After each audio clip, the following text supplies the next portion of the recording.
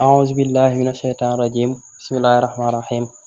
والصلاة والسلام على رسول الله salaamaaleykum wa rahmatullah mbokk mi day laaj lan mooy waral sangu farata ana lan moo koy waral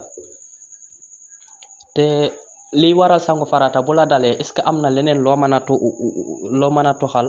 lu mën a wuutal sangu farata gi ndax am na leneen lu mën a remplacer sangu farata mbokk mi loolu lay laaj wasalaamaaleykum wa rahmatullah waaw